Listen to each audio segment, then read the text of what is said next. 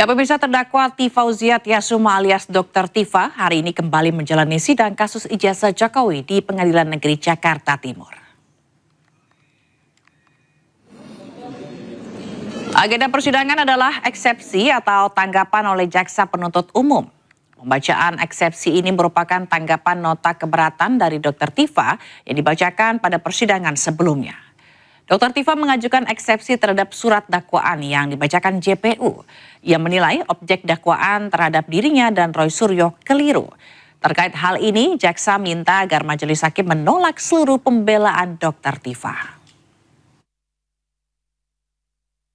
Begini ya, teman-teman semuanya, saya ingin mengingatkan kepada semua masyarakat Indonesia bahwa seseorang bernama Joko Widodo itu sudah menjadi pejabat publik sejak tahun 2005 ketika menjadi wali kota 2 kali, kemudian menjadi gubernur DKI Jakarta, kemudian menjadi presiden 2 kali. Nah, apakah Anda ingat kapan pertama kalinya Joko Widodo itu mengaku bahwa dia lulusan dari UGM? Itu tahun 2017.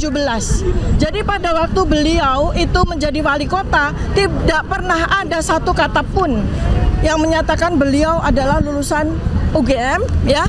Dan kemudian tidak ada cerita ada pernah reuni, tidak pernah ada cerita membawa teman-temannya ke Balai Kota Loji Gandrung Solo, ya. Termasuk juga ketika beliau menjadi gubernur 2 tahun. Tidak pernah ada cerita beliau bikin reuni dan sebagainya. Baru pertama kali kita tahu dari acara reuni tahun 2017 UGM itu ketika seorang bernama Bambang Tri yang membuka kunci kotak Pandora itu dihukum 5,5 tahun di tahun 2016. Nah, sejak itu peristiwa ini bergulir. Nah, jadi ya saya ingin sampaikan ya bahwa yang bersangkutan itu ya di luar dari perkara yang kemudian dia laporkan, beliau tidak pernah ya sungguh pun sudah menjadi pejabat publik selama 10 tahun, tidak pernah mengakui lulusan UGM, tidak pernah datang ke UGM, dan tidak pernah diundang oleh UGM. Itu adalah sebuah ketidaklaziman pada kampus kami UGM. Karena kampus UGM, kampus saya, itu sangat bangga dengan lulusan-lulusannya yang berhasil atau dianggap berhasil. Dan untuk mengetahui informasi terkini, kita akan bergabung dengan rekan Anissa Rizkia yang ada di Pengadilan Negeri Jakarta Timur. Selamat siang, Anissa. Anissa, bagaimana jalannya sidang tadi dan apa saja poin-poin yang disampaikan dalam sidang tadi? Iya, Zila dan juga pemirsa, kalau ditanya bagaimana jalannya sidang pada hari ini di Pengadilan Negeri Jakarta Timur, tadi memang dijadwalkan sidang ini dimulai pada pukul 9 waktu Indonesia Barat dan memang tepat sekali sidang dimulai berlangsung sekiranya 1 jam lebih 15 menit waktu Indonesia Barat. Awal dari kuasa hukum Dr. Tifa memasuki ruang sidang, kemudian disusul oleh Dr. Tifa bersama dengan para tim dari jaksa penuntut umum yang kali ini menjadi termohon, di mana agenda sidang hari ini yakni mendengarkan pendapat ataupun tanggapan dari jaksa penuntut umum atas eksepsi atau nota keberatan yang diajukan oleh tim kuasa hukum Dr. Tifa yang tengah disampaikan pada sidang kemarin. Ini merupakan sidang ketiga yang dijalani oleh Dr. Tifa, yang mana dari hasil sidang pada hari ini pihak jaksa penuntut umum meminta agar majelis hakim menolak seluruh eksepsi atau nota keberatan yang diajukan oleh terdakwa yakni Dr. Tifa. Zila dan juga pemirsa, adapun beberapa alasan yang disampaikan oleh pihak jaksa penuntut umum tadi kami dengarkan bersama, yakni poin pertama, surat dakwaan telah disusun secara cermat, lengkap, sesuai dengan KUHP. Kemudian dari pihak jaksa penuntut umum menyatakan bahwa keberatan kuasa hukum ini dinilai telah masuk pokok perkara sehingga seharusnya dibuktikan dalam persidangan. Bahkan melalui maksud kami adalah bukan melalui eksepsi. Sehingga Pengadilan Negeri Jakarta Timur ini dinilai berwenang untuk mengadili perkara yang sedang bergulir. Adapun permohonan jaksa penuntut umum kepada majelis hakim agar menolak seluruh eksepsi terdakwa yakni Dr. Tifa yang menyatakan bahwa surat dakwaan ini sah dan memenuhi syarat formil maupun material. Dan selanjutnya dari pihak Majelis Hakim tadi sempat menyatakan bahwa sidang akan ditunda dan akan dilanjutkan pada minggu depan, yakni di tanggal 23 Juli mendatang. Tentunya kita akan menantikan bagaimana kelanjutan dari sidang yang akan dijalani oleh Dr. Tifa dan apakah keputusan ini sesuai dengan apa yang sudah diajukan oleh terdakwa yakni Dr. Tifa. Untuk sementara saya kembalikan kepada Zila yang ada di studio. Baik, terima kasih Anissa Rizky melaporkan langsung dari Pengadilan Negeri Jakarta Timur. Selamat bertugas kembali. Pemirsa, sebanyak 15 teman masa kuliah Presiden ke-7 RI Joko Widodo akan dihadirkan menjadi saksi di persidangan kasus ijazah dengan terdakwa Roy Suryo dan Dr. Tifa.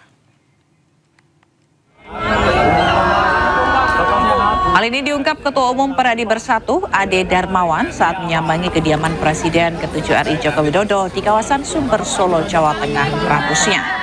Ade mengatakan saksi-saksi yang akan dihadirkan adalah rekan satu angkatan, satu fakultas, bahkan teman satu kelas Jokowi saat kuliah di UGM.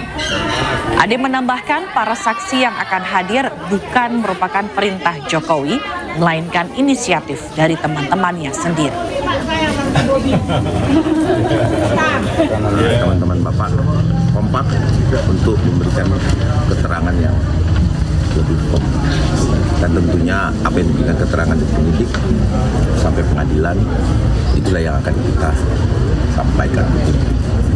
Bahwa hal ini kan kita lihat betul-betul terjadi storyteller yang ditata rapi, seolah-olah Pak Jokowi adalah seorang yang tidak berkuliah lah. Ya, sementara itu pemirsa, sidang pra-peradilan Roy Suryo hadirkan 3 orang saksi fakta dan seorang saksi ahli. Langkah ini diambil Roy Suryo untuk menyanggah penetapan statusnya sebagai tersangka.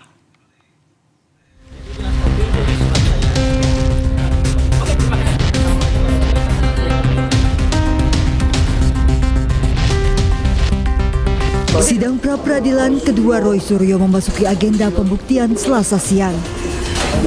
Roy Suryo menghadirkan 3 orang saksi fakta dan seorang saksi ahli. Langkah ini diambil Roy Suryo dan kuasa hukumnya untuk menyanggah penetapan status tersangkanya yang menggunakan pasal 32 Undang-Undang ITE. Roy Suryo dan kuasa hukum menilai penyidik Polda Metro Jaya tidak memiliki 2 alat bukti untuk menjerat Roy dengan pasal tersebut. Itu adalah upaya kami, upaya kuasa hukum untuk menghadirkan saksi-saksi yang fair. Jadi tidak hanya ada saksi yang seperti sekarang sudah sering ketemu. Saya sudah lama nggak ketemu Krisnamurti. Keterlibatannya dengan ijazah palsu itu apa? Nah, enggak, karena dia itu dipanggil oleh Polda Metro Jaya. Sementara saksi ahli dihadirkan untuk membedah konstruksi perkara dari sudut pandang ahli. Jadi kalau perbuatan Mas Roy ini adalah dikatakan mencuri, ya, tapi jangan dia harus ada bukti-bukti itu yang mencuri. Jangan dia buktinya cuman mencemarkan nama baik, ya kan? Atau dikenakan pasal pembunuhan, bukti-buktinya tidak ada yang melihat dia membunuh. Tidak ada bukti-bukti, misalnya pisau, parang dan sebagainya, itu yang saya jelaskan. Sidang pra-peradilan ini fokus Roy Suryo dan kuasa hukum untuk menguji apakah unsur dalam pasal 32 Undang-Undang ITE terpenuhi dalam penetapan tersangka, apalagi terkait dengan tindakan merusak, menghilangkan atau mengubah dokumen elektronik orang lain. Dari Jakarta, tim liputan iNews melaporkan. Penyidik Komisi Pemberantasan Korupsi menggeledah sejumlah ruangan, termasuk ruang kerja Bupati di kantor Pemkab Sukoharjo. Penyidik membawa sejumlah koper yang diduga sebagai barang bukti baru.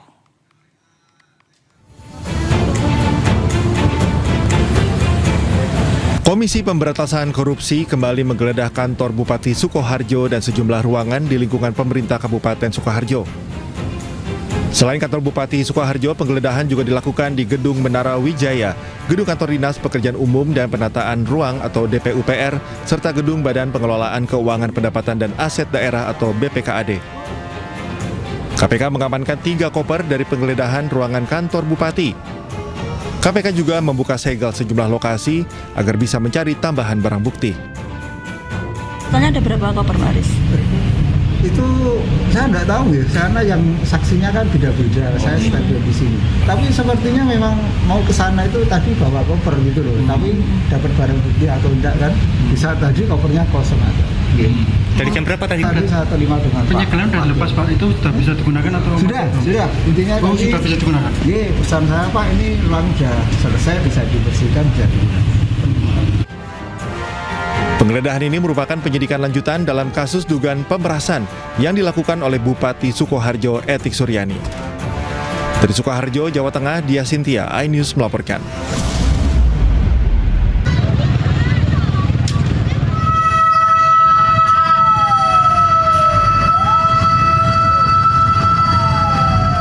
Kobaran api melahap belasan lapak kayu palet di Jalan Raya Pacing, Kecamatan Kedung Waringin, Kabupaten Bekasi. Banyaknya kayu mudah terbakar membuat api cepat membesar. Ledakan terjadi diduga berasal dari mesin kompresor yang ikut terbakar. 3 mobil yang terparkir tak sempat dievakuasi dan ikut hangus terbakar. Puluhan mobil damkar dikerahkan untuk memadamkan api. Ratusan pengendara putar balik karena takut tersambar kobaran api. Yang awal mulanya saya lagi tiduran di dalam, saya kebetulan lihat sudah ada percikan api di belakang sana sekitar jam 5:15 kemungkinannya. Karena kebetulan anginnya kencang, jadi cuma 3 menit ke sini. Jadi udah terselamatkan semua aja. Api langsung gede gitu? Langsung gede. Karena kebetulan memang kayu. Petugas damkar kesulitan menuju lokasi karena terjebak kemacetan panjang, ditambah sulitnya sumber air di lokasi. Tidak ada korban, kerugian diperkirakan miliaran rupiah. Akibat kebakaran, arus lalu lintas dari arah Bekasi ke Karawang serta sebaliknya macet hingga puluhan kilometer. Polisi masih menyelidiki penyebab pasti kebakaran. Dari Bekasi, Jawa Barat, Ahmad Jauhari Lutfi, iNews melaporkan.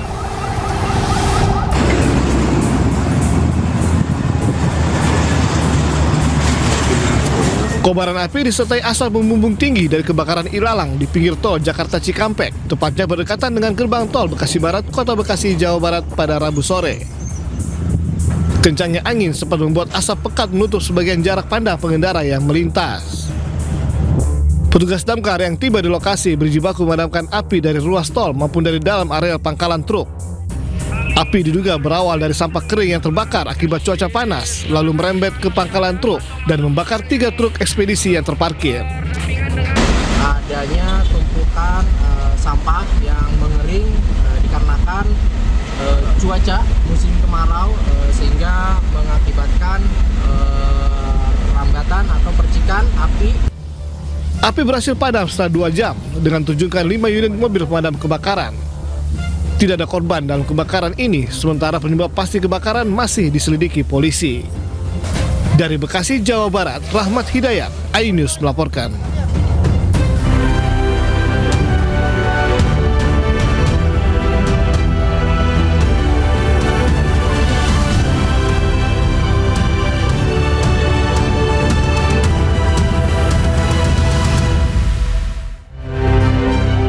Terbitkan sprindik baru, Kejagung ralat status ex-Jampitsus Febri Ardiansyah sempat disebut saksi, kini kembali jadi tersangka.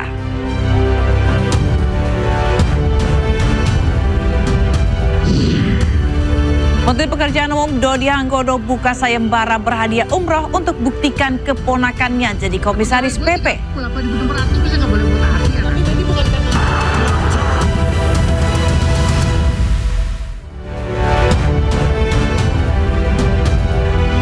Halo, selamat siang pemirsa, apa kabar Anda hari ini? Senang sekali saya Fazilah Khairunisa kembali hadir menemani Anda dalam iNews Siang. Selain 3 berita utama tadi, iNews Siang juga akan menyuguhkan beragam informasi penting lainnya. Dan iNews Siang ini kami awali dari penertiban puluhan bangunan liar dan lapak pedagang kaki lima di Kecamatan Makassar, Jakarta Timur. Para pedagang diminta pindah ke Pasar Embrio.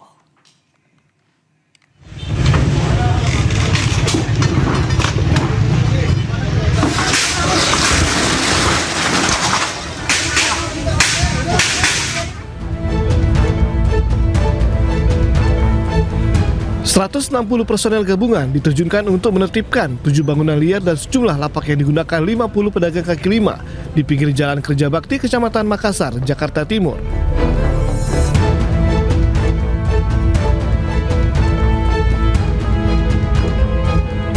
Penertiban dilakukan menindaklanjuti permohonan pemerintah Provinsi Jakarta dan PT Jasa Marga karena lahan yang digunakan pedagang merupakan aset resmi yang ditempati tanpa izin. Bangunan yang dibongkar didominasi gudang penyimpanan barang dagangan pedagang kaki lima, serta beberapa kios dan toilet umum.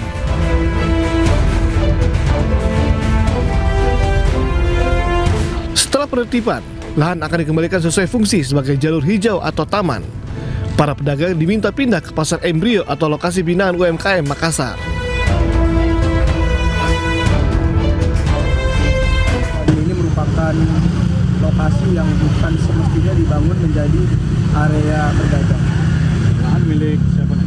Lahan sebagian milik Pertamanan, lalu juga sebagian milik Jasa Marga yang berada di depan lokasi binaan UMKM Kecamatan Makassar. Tapi nanti dikembalikan ke fungsinya sebagai taman. Dikembalikan fungsi sebagai taman untuk dimanfaatkan sebagaimana mestinya.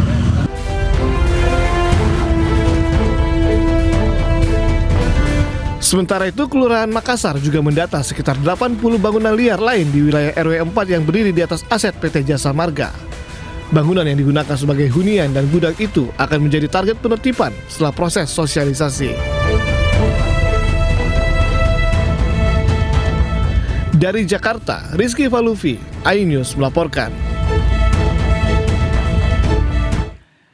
Diduga salah injak pedal rem, mobil listrik menabrak gedung di kawasan SCPD Jakarta Selatan.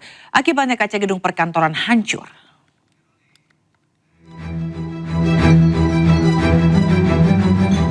Video amatir warga merekam sebuah mobil listrik jenis SUV menabrak gedung perkantoran di kawasan bisnis SCBD Kebayoran Baru, Jakarta Selatan. Kerasnya benturan membuat kaca gedung hancur, sementara bagian depan mobil rusak. Polisi yang menerima laporan langsung mendatangi lokasi kejadian untuk melakukan olah TKP. Insiden bermula saat mobil listrik yang dikemudikan seorang pria sedang melintas di kawasan SCBD. Saat hendak berbelok, pengemudi salah menginjak pedal hingga mobil melaju kencang dan menabrak gedung. Penyebab kecelakaannya itu mobil dikemudikan sama sopir, kemudian mobil itu metik pada saat nikung bermaksud nginjek rem, ternyata yang diinjek gas sehingga makin kencang dan menabrak area gedung itu. Ada korban Pak? Tidak ada korban. Kasus ini berakhir damai, pemilik kendaraan bersedia membayar ganti rugi kepada pihak pengelola gedung. Dari Jakarta, Helmi Sajangbati, iNews melaporkan. Sementara itu, gegara diduga sopir sibuk main ponsel. Truk molen nyangkut di bawah terowongan kereta di Jalan Matraman Raya Jatinegara, Jakarta Timur.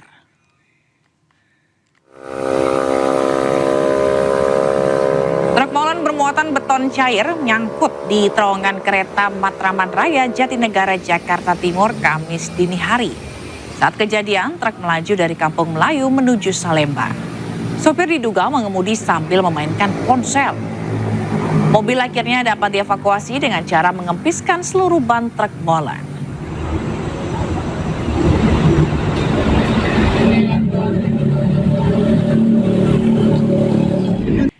Pencuri motor nekat menggasak sepeda motor milik tenaga kesehatan saat kondisi ramai di Kelapa Gading, Jakarta Utara.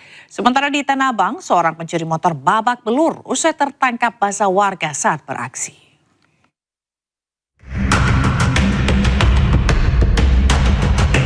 Dalam rekaman kamera CCTV terlihat 4 orang pelaku berhenti di pinggir jalan di kawasan Kelapa Gading, Jakarta Utara.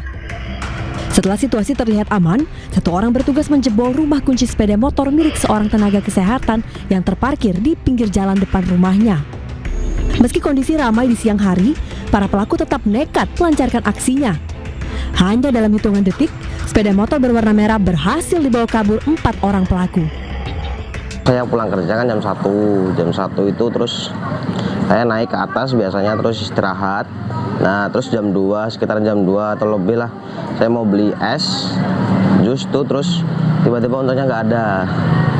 Terus saya tanya-tanya ke orang-orang dekat, terus tanya ke Linmas, cek CCTV ternyata udah dimaling Mbak. Sekitaran jam setengah 2, jam 13.24. Di Tanah Abang, Jakarta Pusat, seorang pencuri sepeda motor babak belur dihajar warga usai tertangkap basah saat beraksi di tengah keramaian. Warga yang geram dengan aksi kejahatan pelaku terus melayangkan pukulan dan tendangan. Aksi nekat pelaku berinisial FA tertangkap warga sewaktu akan membawa kabur sepeda motor milik warga yang terparkir di bahu jalan. FA berhasil diamankan aparat dan dibawa ke Polsek Metro Tanah Abang.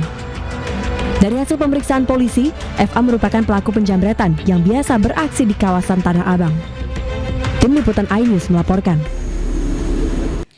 Pemirsa, viral di media sosial seorang oknum dosen di Universitas Pendidikan Indonesia UPI Kota Bandung, Jawa Barat diduga menipu mahasiswanya. Korban mengaku rugi hingga puluhan juta rupiah.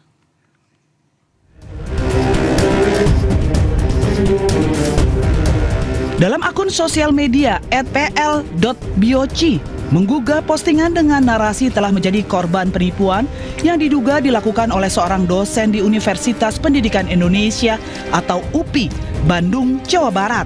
Dalam unggahan yang bersangkutan pun sempat mengunggah bukti-bukti transferannya sebesar 100 juta dan baru dibayar 40 juta rupiah. Korban pun mengakui pernah ada hubungan dengan diduga dosen UPI tersebut pada tahun 2025 lantaran dianggap memiliki branding yang bagus dan enak diajak berbicara hal apapun. Menanggapi hal tersebut, UPI mengklarifikasi bahwa pihak kampus mengaku telah menerima informasi yang berkembang di media sosial tersebut dan telah menyampaikannya ke pimpinan universitas untuk ditindaklanjuti sesuai mekanisme yang berlaku di lingkungan institusi.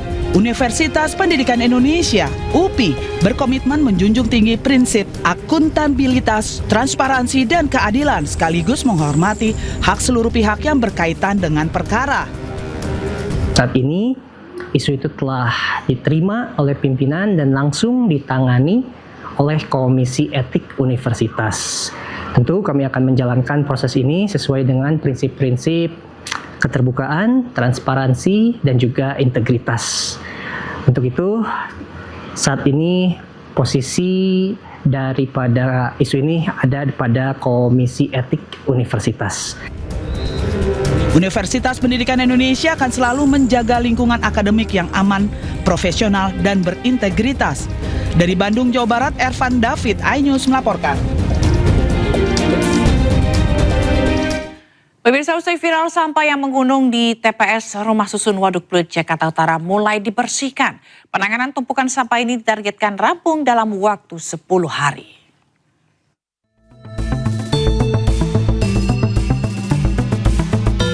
Persoalan sampah yang menumpuk di tempat pembuangan sampah Rumah Susun Waduk Pluit, Jakarta Utara disebabkan terlambatnya pengangkutan lantaran TPST Bantar Gebang telah menurunkan daya tampung sampah Jakarta. Untuk membereskan sampah di TPS Rusun Waduk Pluit, Pemprov DKI akan mengerahkan alat berat dan truk pengangkut. Gubernur Jakarta Pramono Anung meminta agar penanganan sampah ini dapat selesai dalam waktu 10 hari. Selain itu, pengelolaan sampah di Rusun Waduk Pluit diperbaiki agar tidak kerap menjadi masalah. Hari ini yang sudah bekerja ada 1 alat berat, 3 unit truk, dan 10 personel yang bekerja di lapangan. 1-2 hari ke depan akan kami tambah, mudah-mudahan 8-10 hari akan selesai. Dan saya meminta untuk secara khusus pengelolaan waduk fluid ini dikelola kembali dengan aturan dan cara yang lebih baik supaya tidak terjadi seperti yang sekarang ini ada penumpukan dan sebagainya. Hampir 2 tahun, tumpukan sampah di TPS Rumah Susun Waduk Pluit Penjaringan, Jakarta Utara tak kunjung diangkut. Tumpukan sampah ini merupakan limbah rumah tangga penghuni rusun. Selain menimbulkan bau tidak sedap, kondisi ini membuat warga khawatir sampah jadi sarang penyakit dan mengganggu aktivitas sehari-hari. Dari Jakarta, Danandaya Arya Putra, iNews melaporkan. Pemirsa, Kejaksaan Agung menerbitkan 3 surat perintah penyidikan baru untuk melanjutkan penanganan 3 perkara yang menyeret mantan Jampitsus Febri Adriansyah. Sprindik baru diterbitkan Kejagung usai Polri menyerahkan sejumlah dokumen dan barang bukti.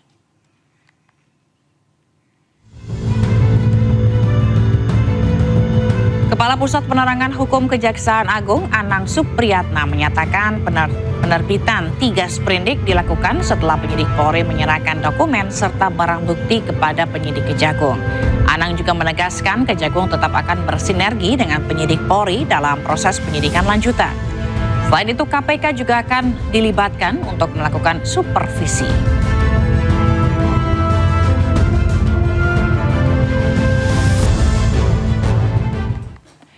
Sementara itu, Kejaksaan Agung telah membentuk tim penyidik khusus untuk mengusut perkara yang menyeret Febri Adriansyah. Tim penyidik khusus bentukan Kejagung diisi 9 jaksa senior yang mayoritas merupakan alumni KPK. Selain menerbitkan sprindik baru, Kejagung juga membentuk tim penyidik khusus untuk menangani perkara mantan Jampitsus Febri Adriansyah. Tim penyidik khusus beranggotakan 9 orang jaksa senior dengan mayoritas merupakan alumni KPK. Selain itu, Kejagung juga masih mempelajari status tersangka yang dikeluarkan Polri untuk Febri. Dalam sprindik baru, kami terbitkan makanya sprindik yang sifatnya khusus, kita bentuk tim khusus. Ini terdiri dari 9 orang. Yang jelas sebagian besar penyidik-penyidik ini yang berasal mantan alumni KPK. Kita sudah menyiapkan sprindik. Tersangka itu kan dikeluarkan dari sana ya. Nah tentunya kita pelajari. Nanti penyidik ini kita buka, kita pelajari dulu. Berdasarkan barang-barang bukti yang ada juga sambil berlanjut ini. Termasuk nanti kan kita belum menerima. Ini yang baru kita terima kan dokumen-dokumen. Belum barang bukti, nanti juga tersangka kita terima. Tidak gugur, tapi kan kita sprindik dulu, terbit. Tidak gugur, yang penting kita terima dulu, kita pelajari semua. Dalam pertimbangan kita termasuk sprindik dari Polri.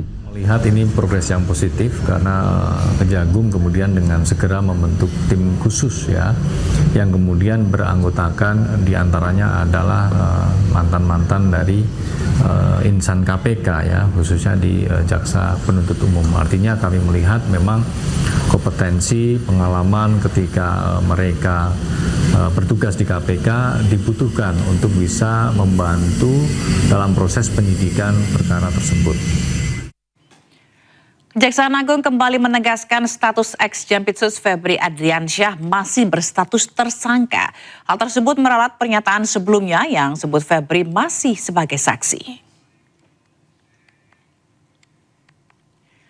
Penegasan mantan Jampitsus sebagai tersangka disampaikan Kejagung melalui keterangan pers.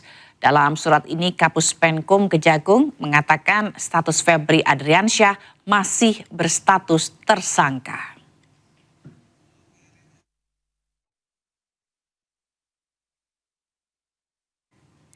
Sebelumnya, Kejaksaan Agung menyebut status ex-Jampitsus Febri Adriansyah kini sebagai saksi.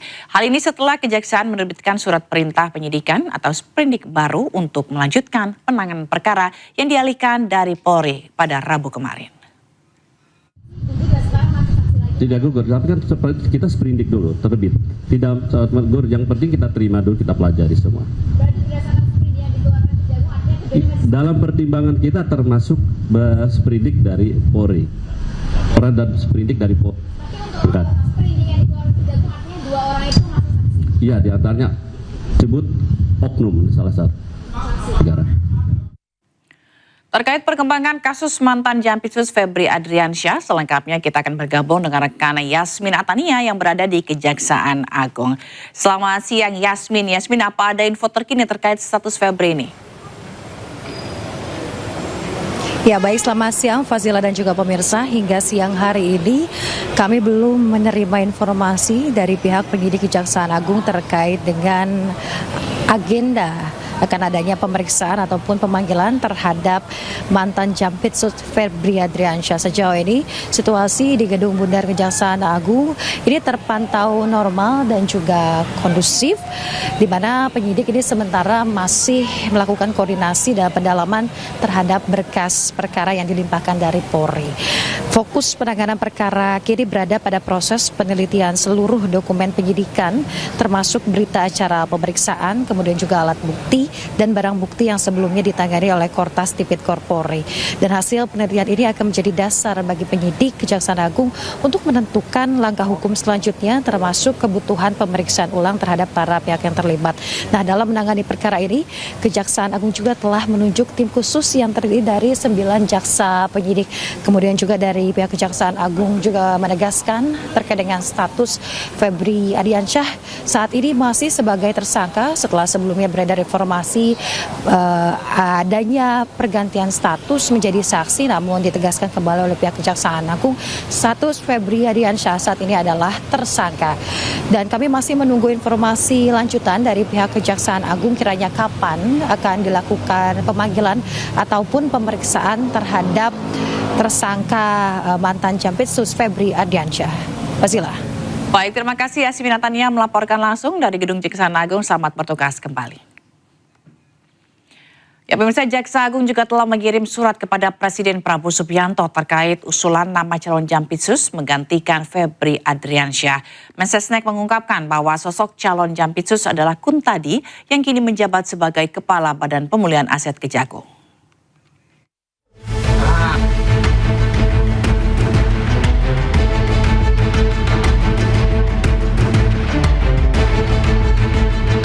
Usai Jampitsusnya jadi tersangka kasus mega korupsi, Jaksa Agung ST Burhanuddin telah mengirimkan surat kepada Presiden Prabowo Subianto terkait usulan nama calon Jaksa Agung Muda bidang tindak pidana khusus atau Jampitsus menggantikan Febri Ardiansyah. Hal itu dibenarkan oleh Menteri Sekretaris Negara atau Mensesnek Prasetyo Hadi, di mana surat tersebut telah diserahkan Jaksa Agung pada hari Selasa kemarin. Mensesnek juga mengungkapkan bahwa sosok pengganti Febri Ardiansyah sebagai Jampitsus adalah Kuntadi. Per kemarin hari Selasa tanggal 14, Jaksa Agung telah secara resmi mengirimkan surat kepada Bapak Presiden untuk mengajukan usulan nama pengganti pejabat Jaksa Agung Muda Tindak Pidana Khusus yang beberapa waktu yang lalu mengajukan pengunduran diri, dan kami mohon waktu untuk memprosesnya karena memang ada mekanisme istilahnya adalah TPA ya. Kuntadi merupakan salah satu jaksa senior di Korps Adiaksa, kelahiran Semarang, Jawa Tengah pada Januari 1970. Sejumlah posisi strategis pernah diemban Kuntadi. Tahun 2018, Kuntadi pernah menjadi Kepala Kejaksaan Negeri Jakarta Pusat. Tahun 2022, ia dipercaya sebagai Direktur Penyidikan Jampitsus Kejagung.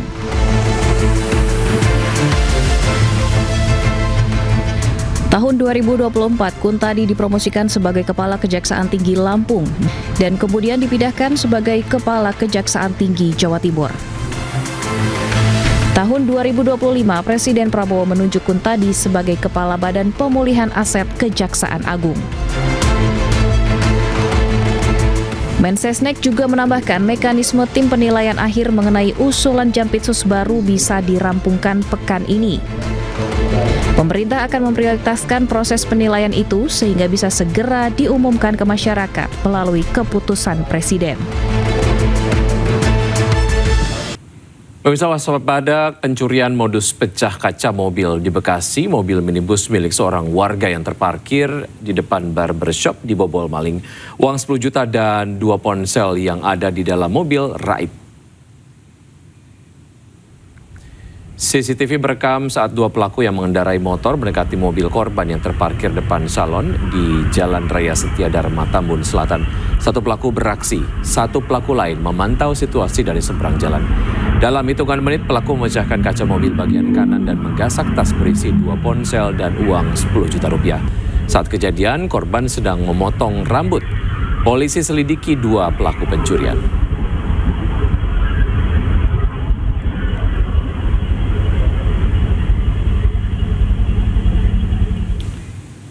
Sementara itu, pemirsa, gerai minuman dibobol maling di kota Cimahi, Jawa Barat. Dalam rekaman kamera CCTV, pelaku masuk lewat plafon dan mengambil handphone serta uang jutaan rupiah.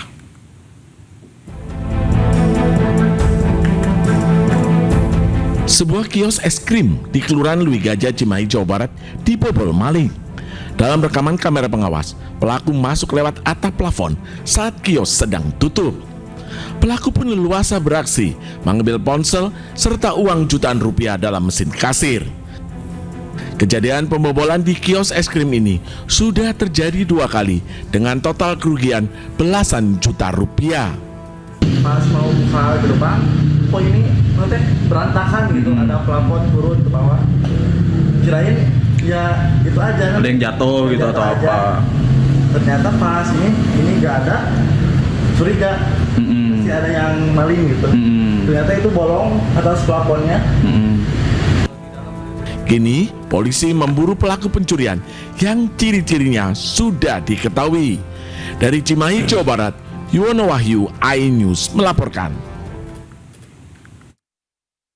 Sebelum membeli obat atau kosmetik yang dipromosikan di media sosial, BPOM kini melarang influencer untuk mempromosikan obat dan kosmetik. Sementara TikTok tercatat sebagai platform dengan pelanggaran penjualan kosmetik ilegal terbanyak dengan nilai ekonomi mencapai ratusan miliar rupiah. Pernah tergoda untuk beli obat atau produk kecantikan karena rekomendasi influencer di media sosial? Kebiasaan ini kini mendapat sorotan serius dari Badan Pengawas Obat dan Makanan. BPOM menerbitkan Peraturan Nomor 7 Tahun 2026 tentang promosi dan iklan obat. Aturan ini melarang influencer atau tokoh masyarakat untuk mempromosikan obat. Alasannya karena rekomendasi mereka dinilai bisa mempengaruhi masyarakat untuk mengonsumsi obat tanpa pertimbangan yang tepat. Setiap iklan obat tanpa resep wajib mendapat persetujuan BPOM sebelum tayang. Sementara obat dengan resep hanya boleh dipromosikan lewat media ilmiah untuk tenaga kesehatan.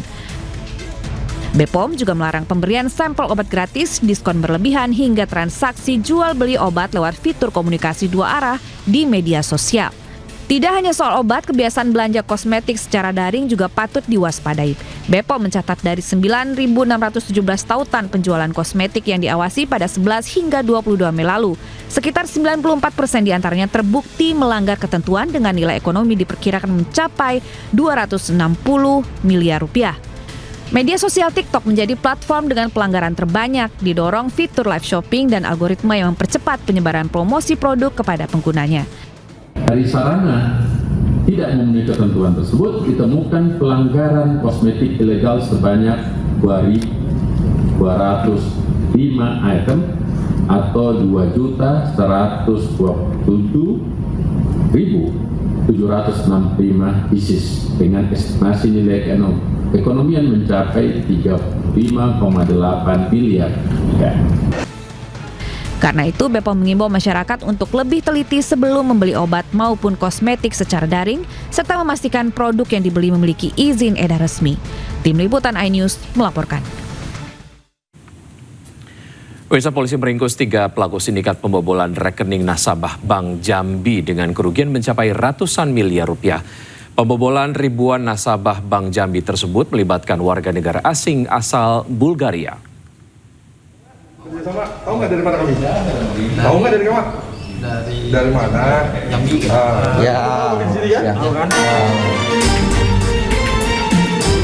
Anggota Siber Direktorat Kriminal Khusus Polda Jambi berhasil membekuk 3 orang sindikat pembobolan rekening nasabah Bank Jambi yang mengakibatkan kerugian mencapai 144,82 miliar rupiah. Ketiga pelaku memiliki peran masing-masing, mulai dari berkoordinasi dengan warga negara asing asal Bulgaria dan berperang untuk mengumpulkan rekening yang disiapkan untuk menampung dan memindahkan uang nasabah.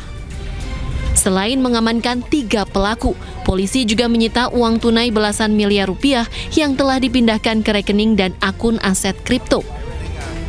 Pelapornya dari Bank Jambi pada saat itu melaporkan bahwa dari Bank Jambi terjadi peretasan sehingga dana nasabah sebanyak 144,82 miliar dengan banyaknya jumlah rekening yang berhasil dibobol oleh pelaku sebanyak 6.609 nasabah. Sebelumnya, polisi telah lebih dulu menangkap 1 warga negara asing asal Bulgaria di Jakarta. Sementara pelaku lainnya berkewarganegaraan Bulgaria masih diburu. Atas perbuatannya, para pelaku terancam hukuman 9 tahun penjara dan denda sebesar 5 miliar rupiah. Dari Kota Jambi, Adrianus Susandra, iNews melaporkan. Alias bucin, seorang wanita muda nekat menyelundupkan narkoba untuk kekasihnya yang ditahan di Rutan Kelas 1 Salemba, Jakarta Pusat. 15 butir pil ekstasi disembunyikan pelaku dalam gumpalan tisu seolah bekas pakai. Dalam rekaman CCTV, terlihat wanita muda berjalan mendatangi rumah tahanan kelas 1 Salemba, Jakarta Pusat.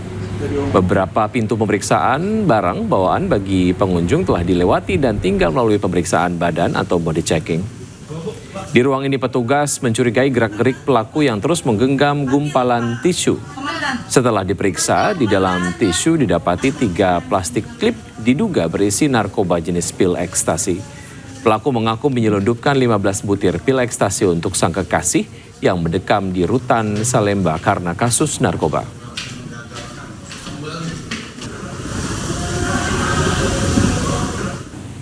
Ya, sementara itu budidaya tanaman ganja hingga tumbuh subur di pekarangan rumah seorang buruh harian di Kuningan, Jawa Barat ditangkap polisi. Tak hanya itu, Satres Narkoba Polres Kuningan juga berhasil meringkus 12 tersangka dalam kasus peredaran dan penyalahgunaan narkoba. Barang bukti yang diamankan cukup besar.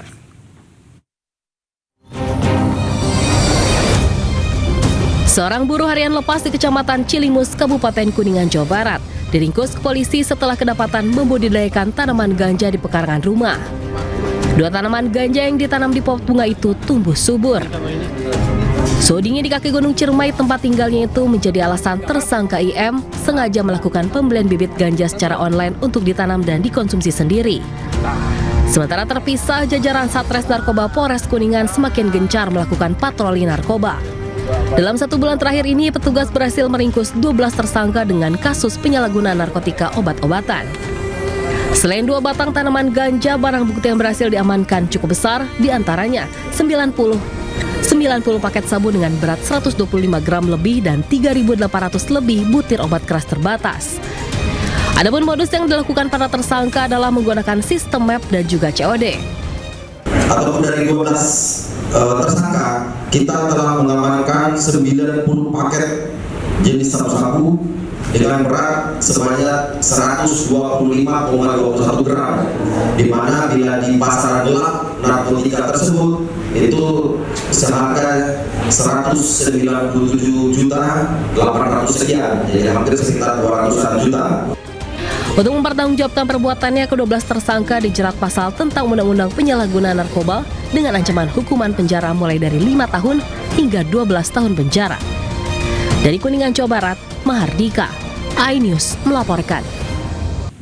Terima kasih Anda masih bergabung sama kami. Pemirsa, Menteri Pekerjaan Umum Dodi Hanggodo membuka sayembara bagi siapa saja yang bisa membuktikan tudingan bahwa Komisaris BUMN Aisyah Zakia merupakan keponakannya. Dodi bahkan menjanjikan hadiah umroh sekeluarga bagi pihak yang dapat membuktikan tudingan tersebut. Pernyataan sayembara umroh dilontarkan langsung Menteri Pekerjaan Umum Dodi Hanggodo kepada para wartawan usai menghadiri rapat di Istana Kepresidenan Rabu sore. Selain soal tudingan Komisaris PP Aisyah Zakia merupakan keponakannya, wartawan juga menanyakan rumor mutasi sejumlah pegawai senior di Kementerian Pekerjaan Umum dari Jakarta ke berbagai daerah terpencil di luar Jawa. Bagaimana Pak Japar mutasi? Iya Pak, ini benar Pak, ini karena terkait dengan bocornya surat Bapak. Nggak ada. Kalau mutasi itu benar Pak? Mutasinya biasa aja.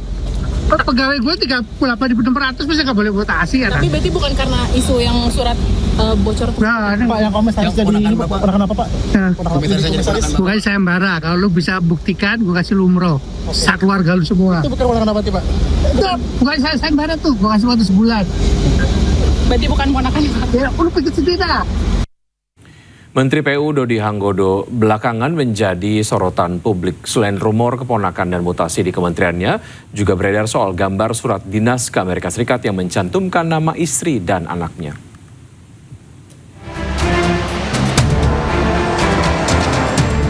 Setelah ramai jadi perbincangan, Menteri Pekerjaan Umum Dodi Hanggodo buka suara. Dodi pastikan dirinya batal mengunjungi New York, Amerika Serikat. Dodi juga menyebut dirinya lebih memilih meninjau jembatan Enang-Enang di Bener Meriah. Lebih penting ke sini gue. Lebih penting ke Enang-Enang. Iya. Kalau ke Amerika batal, karena saya lebih pentingkan ke Enang-Enang dari kemudian ke Agam. Ini saya udah berapa kali ke Amerika.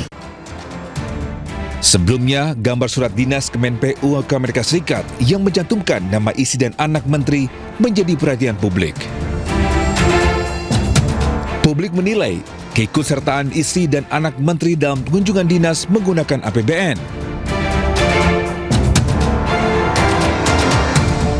Namun, Kementerian PU memastikan surat yang beredar di publik sebagai syarat kelengkapan visa. Selain itu, biaya perjalanan anak dan istri menteri ditanggung sebagai biaya pribadi.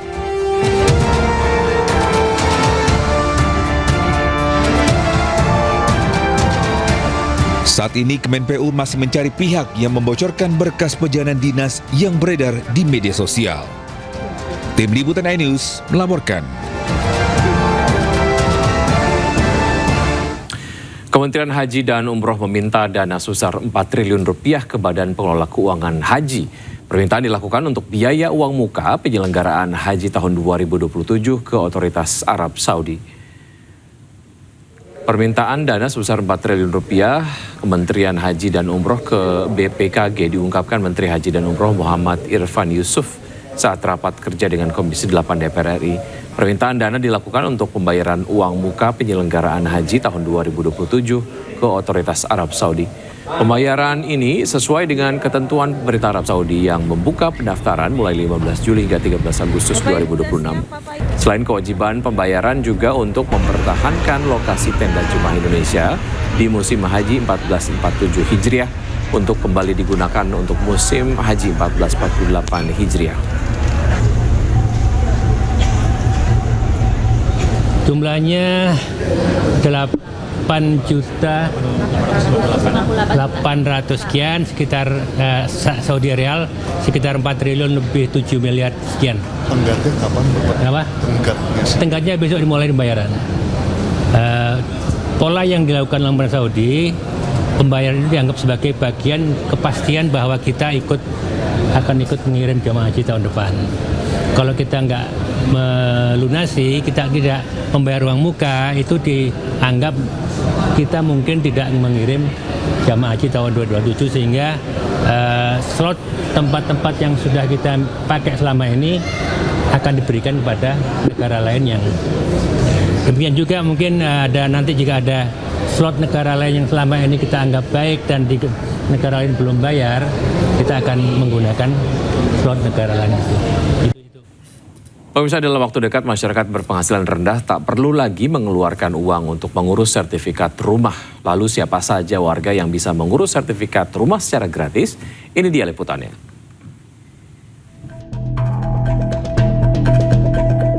Bagi masyarakat berpenghasilan rendah, mengurus sertifikat rumah bisa jadi hal yang sulit dijangkau. Selain karena prosesnya yang rumit, biaya mengurus sertifikat juga relatif mahal. Tapi gini masyarakat pendapatan pas-pasan tak perlu khawatir, karena mengurus sertifikat rumah bisa gratis asal memenuhi syarat 3 kelompok yang ditetapkan. Yang pertama, masyarakat yang mendapat bantuan bedah rumah. Kedua, masyarakat penerima program fasilitas likuiditas pembiayaan perumahan atau FLPP yang ingin menaikkan HGB menjadi SHM.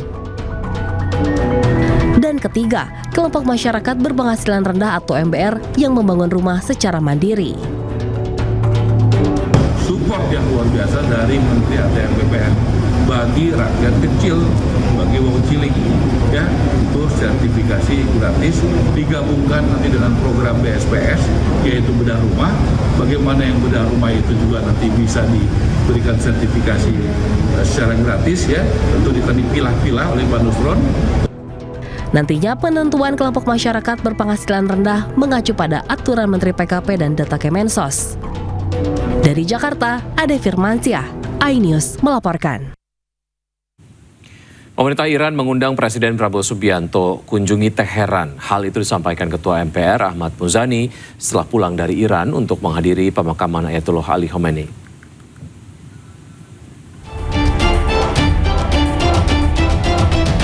Presiden Prabowo Subianto diundang pemerintah Iran untuk berkunjung ke Teheran.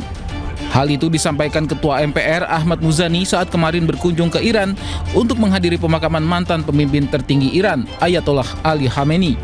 Muzani memastikan undangan telah diterima oleh Presiden, namun belum mengetahui respon Presiden terhadap undangan tersebut. Namun yang pasti, Presiden telah sampaikan salam hormat untuk bangsa Iran. Pemerintah Iran berharap mengundang Presiden Republik Indonesia untuk bisa berkunjung ke Teheran. Iya, itu juga dibicarakan tentang distribusi kapal-kapal Indonesia bisa ke South. Tapi itu lebih banyak dibicarakan oleh Menlu, saya kira. Ketika Menlu dan Menlu bertemu. Ya. Oke, terima kasih. Ahmad Muzani bersama delegasi Indonesia lainnya turut menghadiri pemakaman mantan pemimpin tertinggi Iran, Ayatollah Ali Khamenei di Mashhad.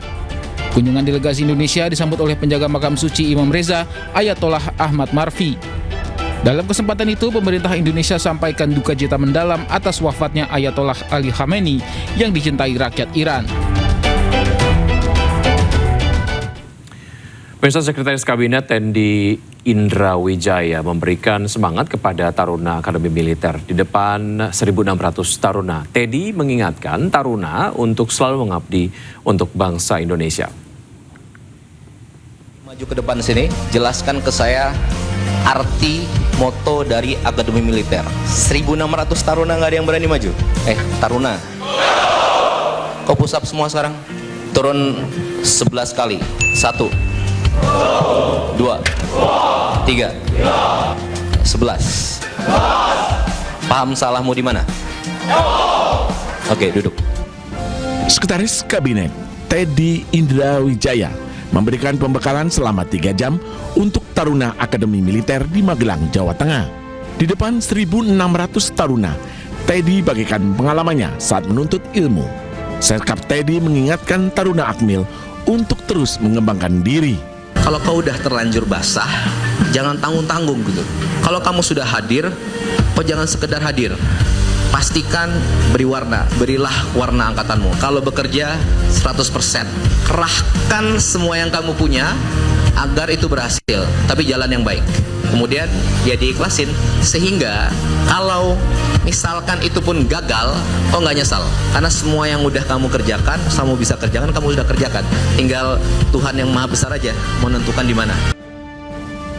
Teddy sendiri adalah alumni Akmil tahun 2011. Setelah lulus, Seskap Teddy terus meningkatkan kemampuan dirinya, mulai dari masuk Kopassus hingga masuk Ranger School di Fort Benning, Amerika Serikat. Teddy pun menjadi lulusan terbaik. Ya, sementara itu tadi malam Iran menyerang pangkalan udara Amerika Serikat yang berada di wilayah Erbil, Irak. Sistem pertahanan udara diaktifkan dan berhasil menembak jatuh drone Iran. Wilayah Erbil, Irak kembali menjadi target serangan drone Iran. Kali ini Iran menyasar pangkalan militer Amerika Serikat yang diserang ataupun berada di Irak. Menurut laporan warga, pertahanan udara koalisi pemimpin Amerika Serikat berhasil menembak jatuh hingga 8 drone. Namun puing-puing dari drone yang dicegat menyebabkan kebakaran di salah satu rumah warga. Ledakan dan suara sirine terdengar jelas di berbagai penjuru kota, termasuk dekat Bandara Internasional Erbil dan Konsulat Amerika Serikat. Serangan ini terjadi di tengah eskalasi ketegangan regional antara Iran dan Amerika Serikat pasca pembatalan gencatan senjata.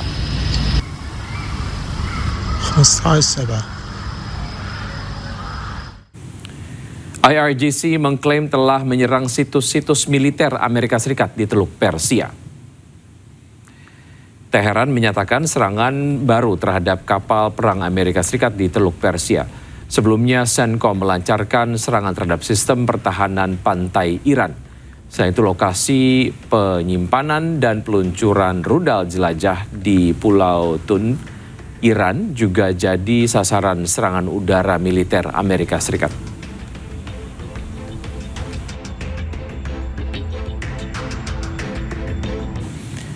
Iran meluncurkan serangan balasan ke sejumlah pangkalan Amerika Serikat di Timur Tengah.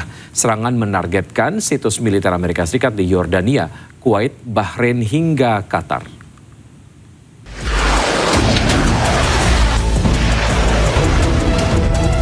Pasukan militer Iran meluncurkan rudal dan drone yang menargetkan pangkalan Amerika Serikat di Timur Tengah. Serangan itu merupakan balasan terhadap serangan terbaru AS yang menyasar target-target Iran.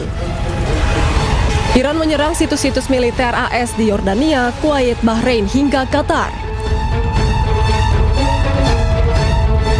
Serangan Iran terlihat menyala di langit malam Yordania. Sejumlah rudal Iran pun menghantam pangkalan udara Raja Faisal di Yordania. Drone Shahid Iran juga menghancurkan sebuah gudang di Kuwait hingga meledak hebat. Citra satelit menunjukkan kerusakan parah di pangkalan AS di Bahrain dan Qatar akibat serangan Iran.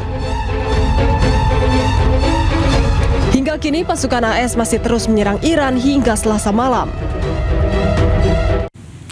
Setelah serangan 3 malam berturut-turut, pasukan militer Amerika Serikat meluncurkan serangan terbarunya terhadap Iran. Eskalasi meningkat usai Amerika Serikat memberlakukan kembali blokade angkatan laut di Selat Hormuz.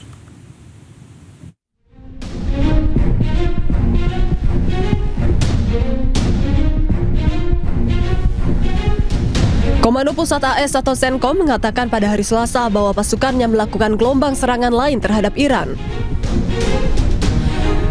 Serangan terjadi di dekat garis pantai Iran dan Selat Hormuz usai Amerika Serikat mengumumkan pemberlakuan kembali blokade angkatan laut di Selat Hormuz di tengah meningkatnya eskalasi.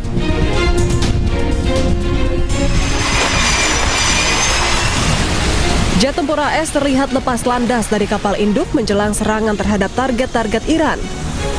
Namun tanggal dan lokasi pasti dari rekaman yang dirilis oleh CENTCOM tidak dapat diverifikasi secara independen. CENTCOM melaporkan pasukan militer AS meluncurkan serangan terhadap target militer dan infrastruktur Iran selama gelombang serangan 7 jam. Serangan tersebut menandai hari keempat berturut-turut terjadinya eskalasi militer antara AS dan Iran. Kedua pihak saling menuduh melanggar gencatan senjata usai tanda tangan nota kesepahaman pada 17 Juni. Pesawat tempur Zionis Israel membombardir kamp pengungsi di Al-Maghazi di Gaza Tengah.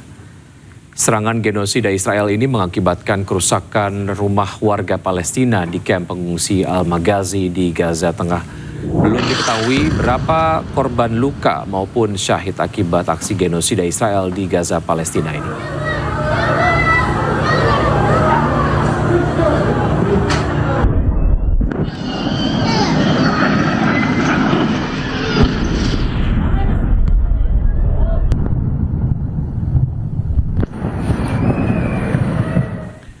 Tentara penjajah Israel menangkap 2 pejuang Palestina yang akan menghalau pasukan Israel di daerah Ramallah, tepi barat Palestina.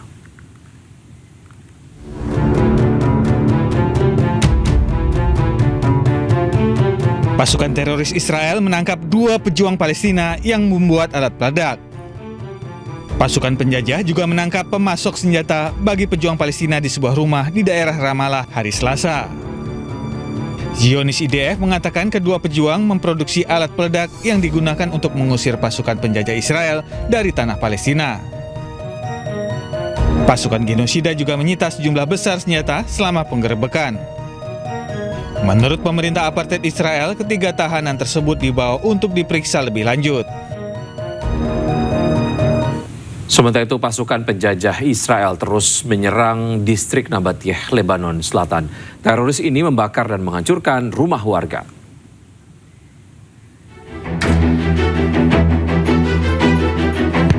Pasukan Israel menyerbu desa Zautar al-Syarqiyah di distrik Nabatih, Lebanon Selatan. Mereka membakar dan menghancurkan sejumlah rumah warga di desa tersebut hingga kepulan asap tebal terlihat membubung pada Selasa sore. Pasukan Israel bergerak melalui kota Al-Garbiyah di mana dilaporkan terjadi tembakan senapan mesin yang hebat. Belum ada informasi resmi terkait adanya korban jiwa maupun luka-luka, namun otoritas Lebanon melaporkan serangan Israel di Lebanon sejak 2 Maret telah menewaskan lebih dari 4.000 orang dan melukai 12.000 orang lainnya.